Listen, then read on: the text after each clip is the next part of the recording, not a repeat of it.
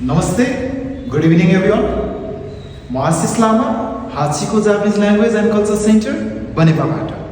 आज हाचिकोले April intake 2027 का लागि जापानमा स्टुडेन्ट भिजामा अप्लाई गर्न चाहनुहुने विद्यार्थी साथीहरूलाई लक्षित गरेर दिनको 4 घण्टा नन स्टप इन्टेन्सिभ क्लास चाहिँ सञ्चालनमा ल्याएको छ। आउनुहोस्, यो इन्टेन्सिभ क्लास किन सञ्चालन गर्नु परेको हो र किन सञ्चालन गरिएको हो भन्ने विषयमा विस्तृत जानकारी लिनको लागि यो भिडियोलाई नरोकिकन अन्तिमसम्म हेरौँ। जापानमा उच्च शिक्षा हासिल गर्ने सपना देख्ने युवाहरूका लागि, विद्यार्थीहरूका लागि केवल जापान पुग्नु मात्र ठुलो कुरा होइन। जापान पुगेपछि सफल भएर आफ्नो लक्ष्य पुरा गर्नु सबैभन्दा महत्त्वपूर्ण कुरा हुन्छ। त्यसैले हाचिकोले विद्यार्थीहरूको भविष्यलाई ध्यानमा राख्दै समयमै बलियो तयारी गराउने उद्देश्यका साथ यो स्पेशल क्लास सञ्चालनमा ल्याएको छ। धेरैजसो जापानी भाषा स्कुल तथा कलेजहरूको स्टुडेन्ट सेलेक्सन प्रोसेस अगस्त-सेप्टेम्बरसम्ममा सम्पन्न भइसकेको हुन्छ।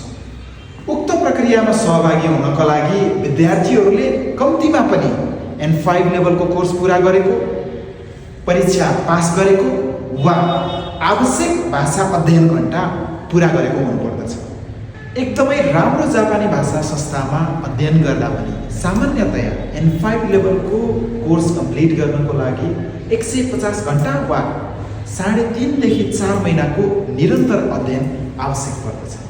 त्यसैले अप्रिल इन्टेक 2027 का लागि आजैदेखि क्लास सुरु गर्नुहोस्, किनभने हामीसँग समय एकदमै कम छ। हाचिकोको 4 घन्टे ननस्टप कक्षाको उद्देश्यलाई मैले भूदागत रूपमा टिपेको छु, तपाईलाई बुझ्न सजिलो होस् भनेर। आउनुहोस् हेरौँ। 1 नम्बरमा रहेको छ N5 लेभलको भाषा कोर्स समयमै पुरा गराउनको लागि। 2 नम्बरमा रहेको छ आफ्नै क्षमताले N5 लेभलको परीक्षा पास गर्न सक्ने बनाउनको लागि। अनि 3 नम्बरमा रहेको छ कलेजको इन्टरभ्यू तथा स्टुडेन्ट सेलेक्सन प्रोसेस सफलतापूर्वक पास गर्न सक्षम बनाउनको लागि।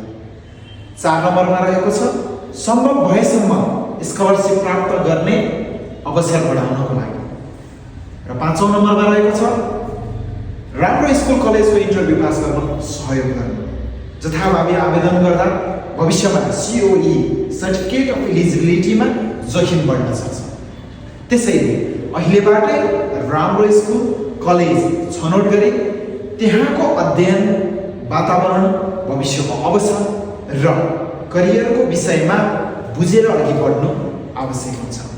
त्यसैगरी 6औं नम्बरमा रहेको छ अप्रिल इन्टेक 2027 को समयलाई बुझ्दा आजको समय जुन 22 बाट हिसाब गर्दा करिब 9 महिनापछि जापान जाने लक्ष्य हो। यदि अगस्त-सेप्टेम्बरसम्म स्कुल कलेज सेलेक्सन हुन सकेन भने अर्को इन्टेक कुर्नुपर्ने हुन्छ।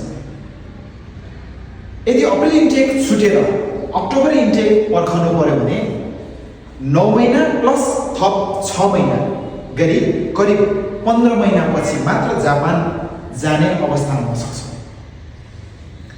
र 7औं नम्बरमा अप्रिल इन्टेकको COE को रिजल्ट फेब्रुअरीमा आउने भएकाले त्यस बेलासम्म निरन्तर 4 घण्टाको अध्ययनले विद्यार्थीलाई N4 लेभलसम्म पास गर्न अवसर दिन्छ। र 8औं नम्बरमा N4 लेभल पास गरेर बसेको विद्यार्थीलाई भिजा प्रोसेसमा पनि एकदमै सहजता हुन्छ, किनकि 1 नम्बरमा भनेको एम्बेसी इन्टरभ्यू पर्ने सम्भावना एकदमै कम हुन्छ। र यदि इन्टरभ्यूमा परिहाल्यो भने पनि आत्मविश्वासका साथ सामना गर्न सक्छौँ। यसले विद्यार्थीको भविष्यको सपना र ठुलो आर्थिक जोखिमबाट बचाउने काम गर्दछ।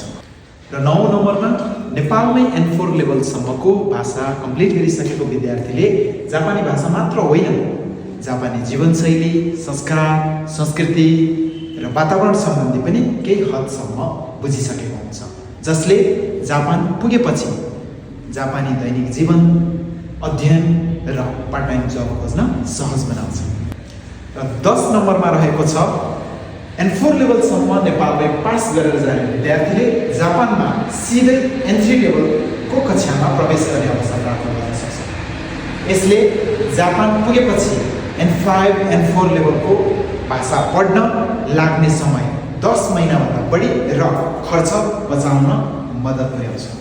र 11औं नम्बरमा डाइरेक्ट एन्ट्री लेभलको कक्षामा प्रवेश गर्ने विद्यार्थीहरूले भाषा स्कुल तथा कलेजमा हुँदाखेरि नै N2 N1 लेभलसम्मको परीक्षा पास गर्ने लक्ष्य राख्दछ, जसले गर्दा प्रतिष्ठित कलेज युनिभर्सिटीमा अध्ययन गर्ने अवसर बढाउँछ र आफूले चाहेको विषय अध्ययन गर्न सहयोग गर्छ।